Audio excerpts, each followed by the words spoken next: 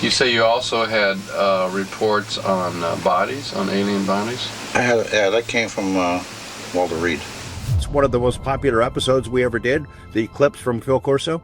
Yeah, that's right, because you did a number of interviews with him, and we chose clips of his testimony from one set of interviews, but you had a whole nother huge interview that the public hasn't seen before.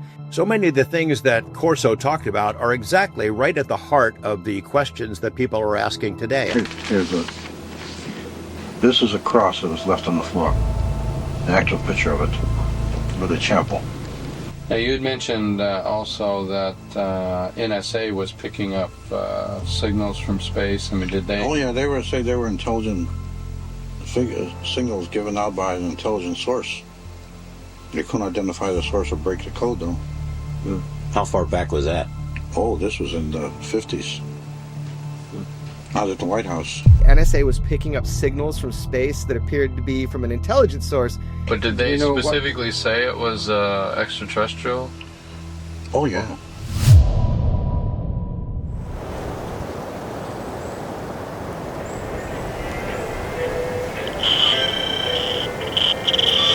This is Weaponized. I'm George Knapp, hunkered down in the Las Vegas UFO bunker, joined by my friend and colleague Jeremy Corbell, who's probably lounging in a luxurious Southern California mansion. Jeremy, how's it going? Pretty good, man. Trying to get some rest. Seems like I just saw you, Seems like we just saw each other. That's right, man. I hear that we were in Vegas together, and you know what happens when we're in Vegas together. Let's not tell anybody about it. Suspense is kind of building, excitement building right now as we await and anticipate a new public hearing to be held by a congressional committee in early September. Jeremy, what can you tell our audience about where things stand, how far along the preparations are? Yeah, so, there have been some public announcements about the upcoming congressional hearing. And, it's confirmed it is the 9th. I'm not saying anything that's not already public. So September 9th, you're going to have a new hearing. It was also confirmed that there's at least 3 confirmed witnesses. And I can say that is fact. Maybe that will be it. Maybe there will be more. I think a lot of it is still being kind of finalized and debated. Now, the nature of those witnesses, I did hear people, make some comments in public about it. I'm not exactly sure that's going to end up being accurate.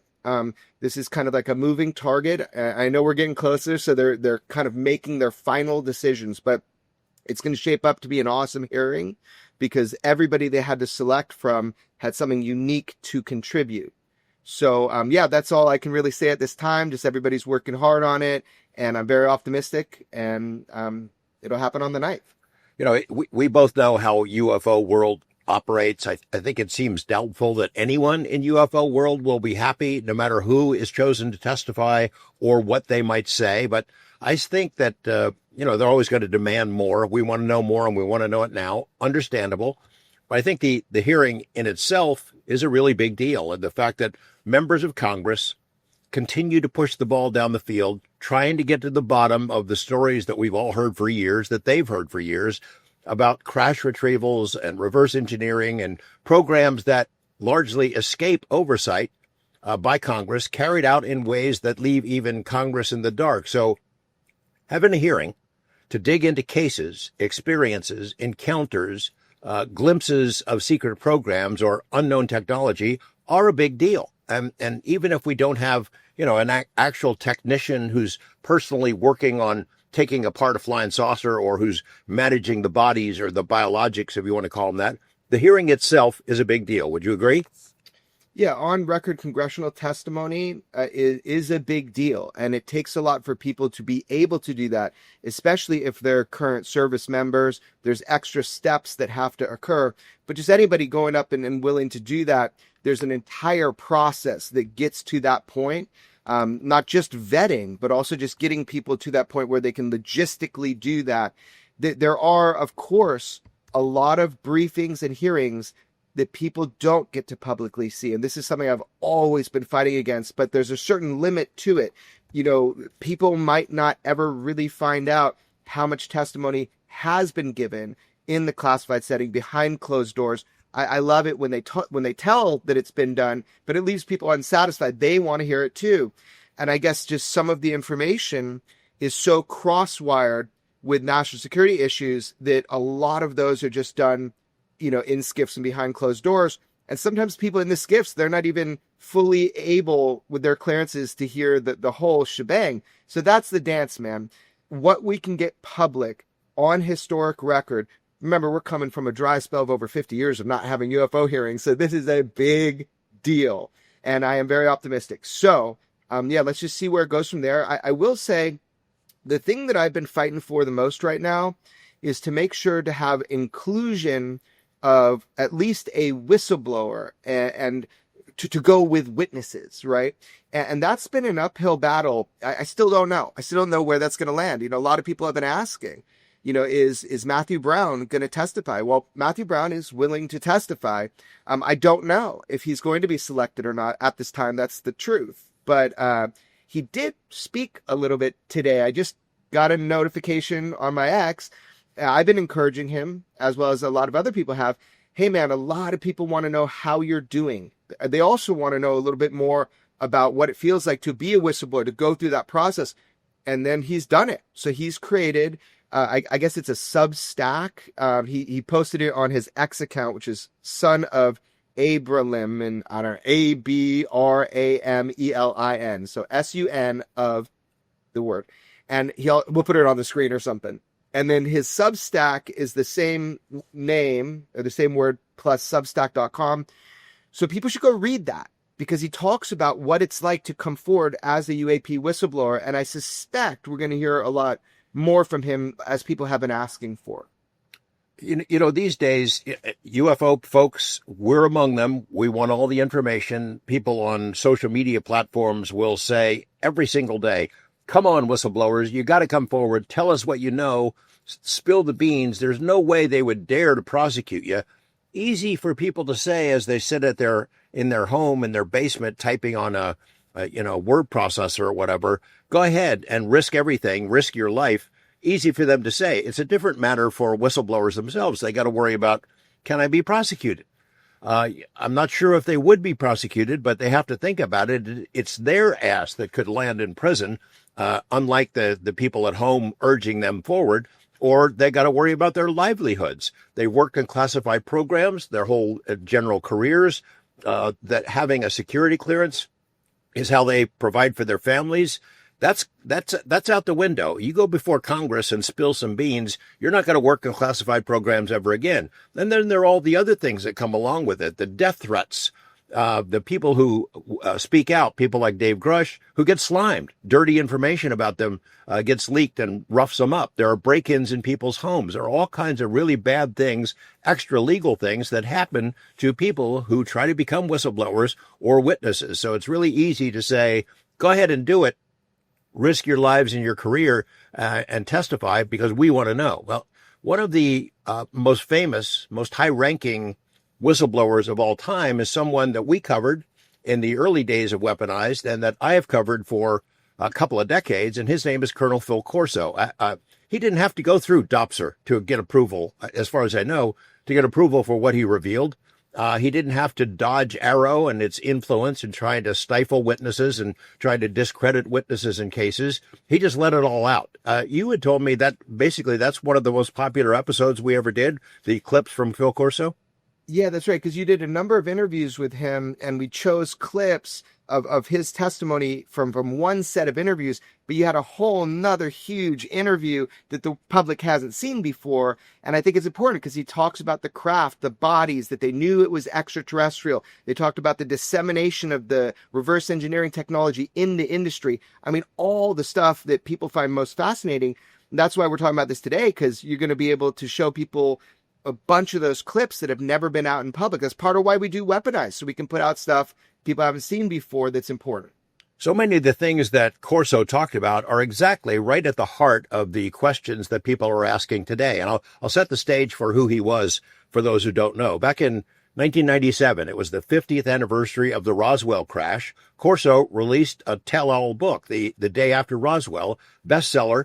in which he claimed that he'd been personally involved in handling the Roswell wreckage. He helped distribute it to private industry and to national labs to see if they could, in essence, reverse engineer the tech and then duplicate it. Didn't tell them it's from a UFO crash. He implied, I think, that it was from a Russian vehicle and asked them to see what they could make of it.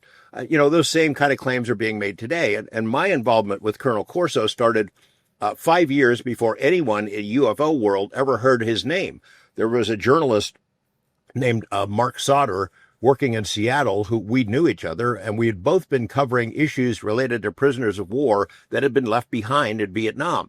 Mark Sauter gets in touch with Corso, who had made these claims in previous years, not only that America abandoned some of its soldiers in Vietnam, but did the same thing in Korea. He was ridiculed for this. People said he was a liar. It wasn't true. He went before Congress and testified, and turned out Colonel Corso was right, even though many people dismissed him as a kook or a liar.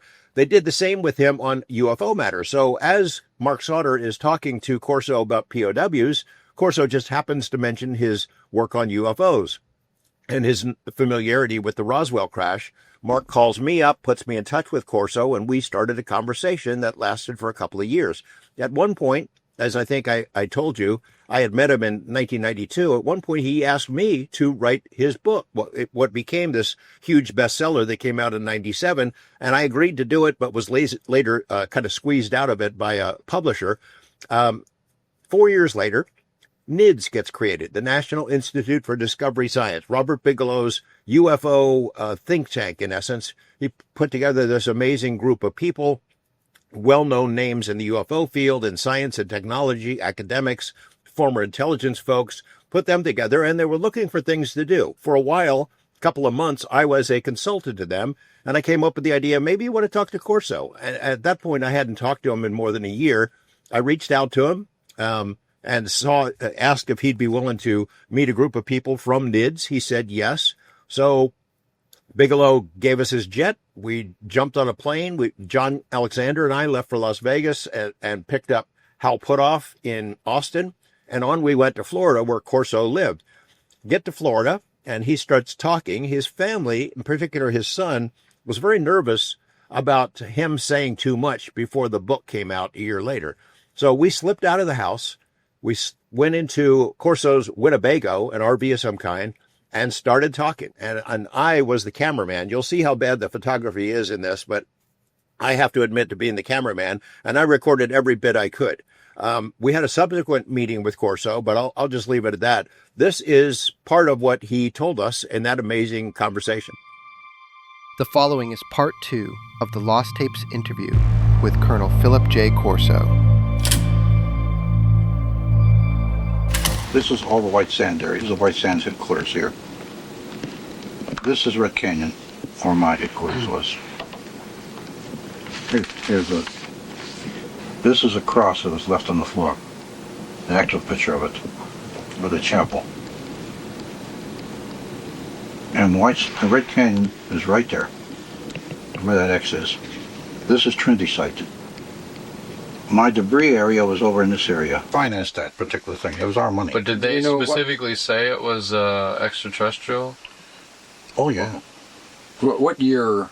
Was this within the 47, 48 time frame? When they did the autopsy, it was in the 50s, early 50s. Oh, okay. No, later 50s. Later 50s. That's another report. You had said that that the material had sat in files for like 13 years, and then you looked at it. I mean, was nothing done with it in that time period, or? Nothing as far as I know. There was these reports in there. See, I scrounged this material out in 1960. I started to scrounge it out. You weren't really familiar with it before then? Oh, no. I didn't do this at the White House. The White House, it was raw information on this particular subject. Because the White House, for example, I was in charge of the policy group on giving aid to Turkey. Mm-hmm. I had the Faulkner Freedom Corps. I don't know if you know what that means, what that is. President Eisenhower handed me that personally and said, get this going.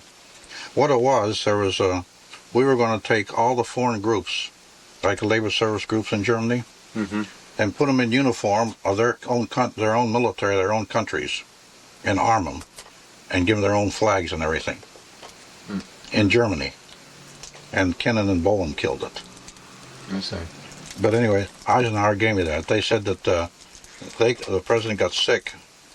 I went to Colorado someplace, and had that heart attack.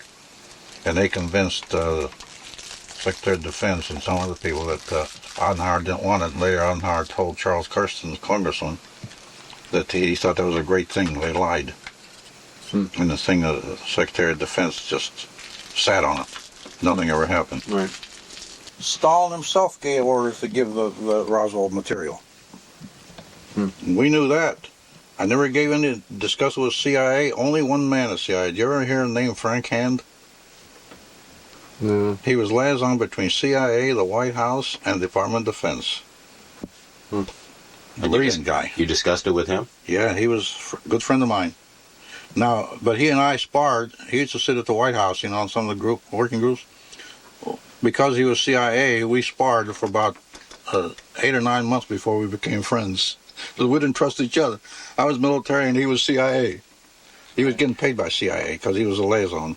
When we say it disappeared, is it something that we as humans made disappear, or something else made it disappear? No, I suspect that they made it disappear. See, I have to explain this to you. Now, this is a drawn-out thing. When the crash at St. Augustine and there, when I looked into that, my radars were picking up some things mysterious things out there. Well, I'll tell you about the church after. Here's the White Sands area. The White Sands Missile Range is a low-gravity area. There's supposed to be a almost gap up through there in the Earth's magnetic fields. My headquarters was right here. Here's the White Sands Missile Range. This was my headquarters at Red Canyon. This is Trinity. Right. It was a low-gravity area. You see the block wall makes a zero up through here. And Goddard used this. Los Alamos was not set up by accident. Von Braun knew this, and so did Obert. That's for want of a better name, it's a low-gravity area. And missiles can disappear in these areas. I discussed this with Wilbur Smith. Once a month, I'd send out trucks on a scavenger hunt. They got parts of RCAS, parts of missiles that look good to you, and bring them back. And they would. This boy told me that in one particular case, when the missile had disappeared in this gate, and then there was another time there was an explosion to see, because what we do, here's the way we operate. I don't know if you know the way Nike Ajax operates on Nike. We don't fire these at slant range. Right. They fire up this way and then they dive. Right. The moment the big radar locked on a plane, it would transfer to the acquisition radar. The one looked like a tub. Right. The acquisition radar, now one of the target track radar would be locked on the missile standing up on its launcher. The other radar would lock on the target, pencil beam. That would lock on the target. The acquisition radar would transfer it automatically in a computer to the. Then the boy would put that in a gate. And when our missile would dive in, it was supposed, when it get in the gate, that's when the explosion. The computer would, and I trained my boys, I told them now, man, the moment that missile take off, I want you to drop your hands. Because they could adjust with a little dial. Drop your hands, let the computer do it.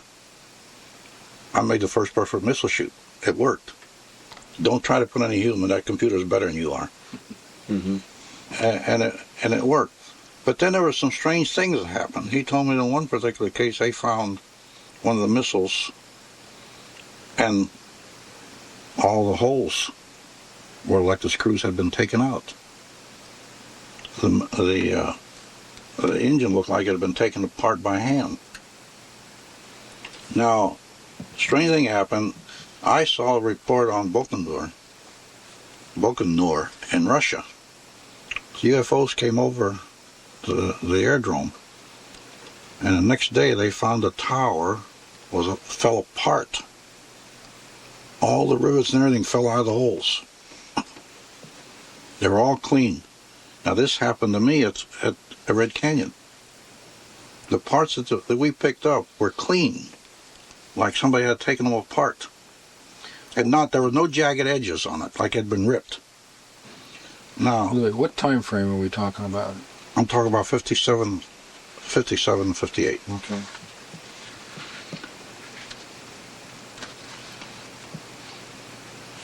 So, and my theory is, now you remember Roswell said that there was a terrific thunderstorm, and it kept lightning and lightning and lightning. I discussed this with Wilbur Smith. It looked like this built up a pillar. And when the UFO came through, one of them must have run into it, and they found that's the one that was at the Roswell Ranch, all the parts. And the other one, I think it came through the time frame, and one was a little bit ahead of the other, and they hit. But, I mean, do you think the program ended when you left it? Or was there some kind of continuation? I think it ended. Remember, it took the driving force of Trudeau behind it. As I told you, when I wrote proposals or I discussed something, what he did with it, I don't know. Some of it went to industry. Who he passed it to, who he discussed it with, I don't know. You don't go ask the general, who'd you talk to? I mean, that's just like asking President Eisenhower, who did you talk to? Who'd you tell? I didn't ask a lieutenant general that. You had mentioned, for example, the chip. It went to Bell Laboratories and later to Rockwell? Yes, I knew that. I mean, you handed over to Bell? No, I didn't hand anything into industry. That wasn't my job. I did proposals. There was set up in R&D to do that type of business. They would follow up the proposals and the thing. And then they would call me, I would go visit the production models. Then I would call in industry to do. Well, how did was it your charred chip and your file that ended up at Bell? Let's say my proposal, Trudeau would get it, and then it would be written in terms of R&D without my comments. And that would go to Bell Lab. That we had there was 3,000 people in R&D.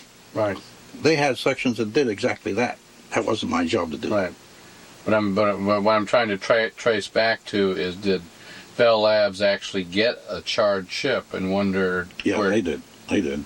Now that I knew things like that. But how did that happen? Do you know?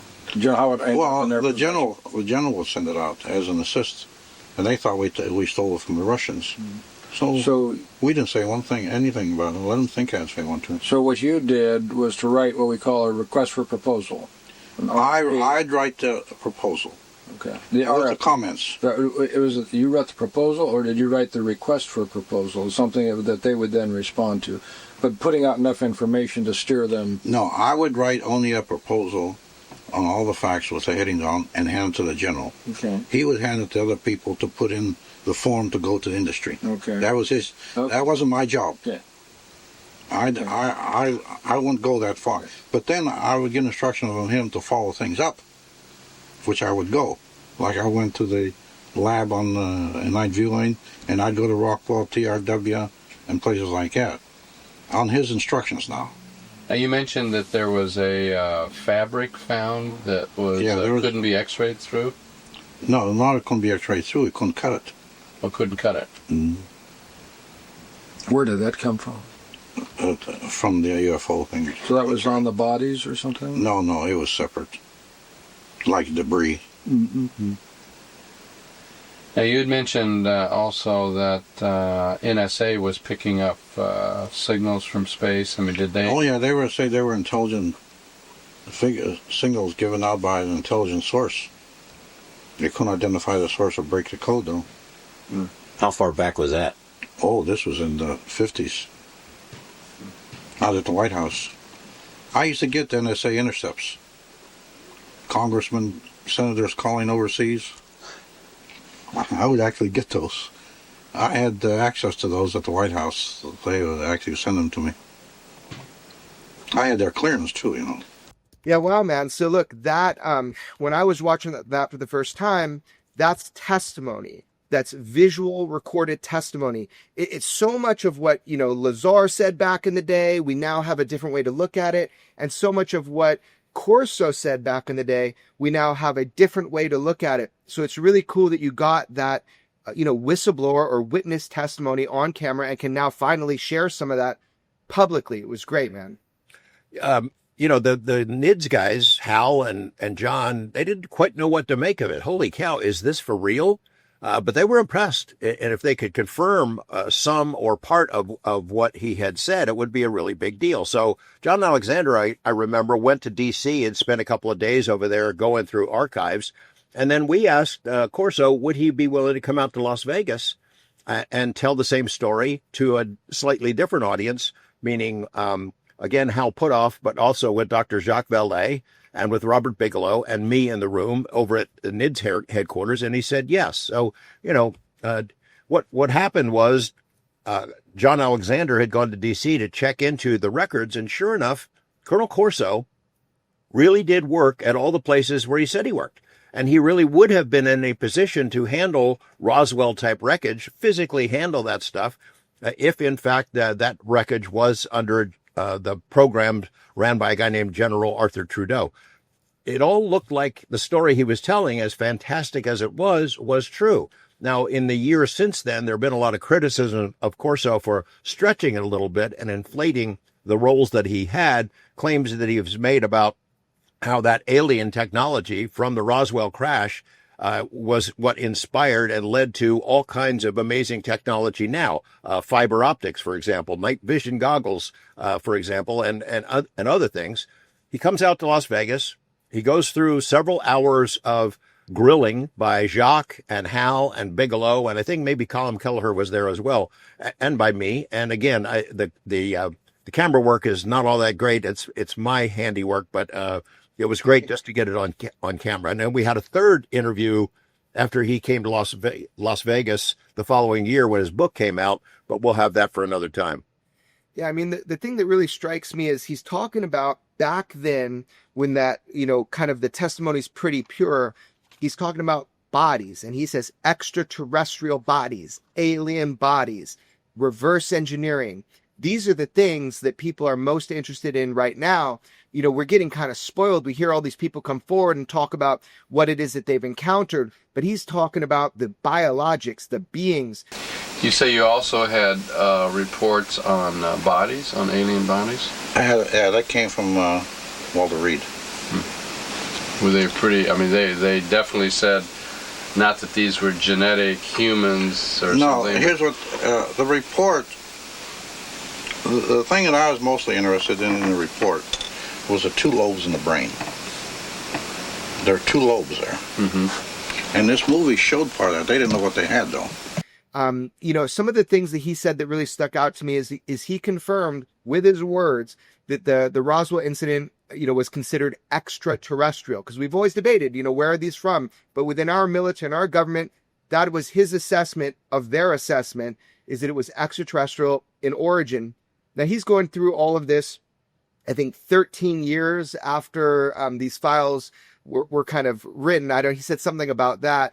But the story remains consistent that there was some sort of transfer and handling of these materials at a high level within the military, where I think you said that they were transported to Bell Labs and Rockwell. Is that correct? It's a couple of places where it went. Bell Labs for sure. And then there was, I'm off the top of my head, I can't remember the other ones, but he said that they arranged for that to happen, which would make sense. I mean, that would be probably how you would handle it, because the program he was part of was pretty small. It was only a couple of guys. He was number 2 in it. They didn't have the personnel to take that stuff apart and figure out what it could do and what we could be able to build from it. So yeah, they shipped it out. Were very vague about where it came from, implied that it must be from some Russian super secret crash retrieval program, and off they went to the races. Now, I know that a lot of people don't believe that we made technological breakthroughs based on Roswell stuff, but I think it could have actually been used to inspire those scientists and technicians back then to figure out what it might be used for. The other thing that's remarkable about Corso is he talks about there were two vehicles that came down to Roswell. St. Augustine is what he calls that crash. And then in his he mentions Wilbert Smith. That was the leading Canadian scientist looking at UFOs who had referred to being in touch with Americans who knew about this top secret program. The idea that Roswell tech sat in file cabinets for 13 years and nobody did anything with it drives you crazy, doesn't it? And then Corso talking about the bodies, the biologics, I guess is the current term, how they were handled and moved around. In addition, in the first interview that we aired on Weaponized, he talked about meeting an alien, a live one, during his time at White Sands, which is a pretty intriguing story all of its own. Yeah, and in this section, he talks a little bit about something we've heard about, which is when there's manipulation of after you deploy some artillery or something like that. We heard about this. Commander Fravor relayed a story, I believe, on the Rogan podcast, where there was an ICBM shell or something that they had deployed in it, and there was a team that went in a helicopter and tried to pick it up out of the water, the shell or the casing of the missile, and it was sucked down by some spherical or disc-shaped object that kind of became surfacing, and it's like as if it took part of our machinery.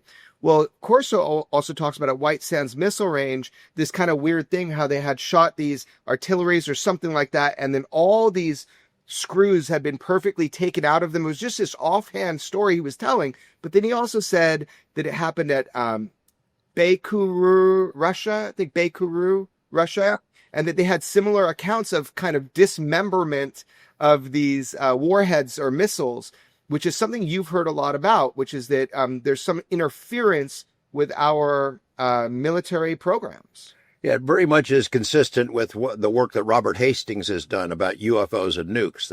The visitors, these craft, wherever they're from, interfering with, demonstrating their mastery of our most powerful military technology. Nuclear missiles are disabled, taken offline. Sometimes, as in the Russia example that I've investigated before, they've been fired up and are out of the control of the Russian military. It's pretty spooky stuff.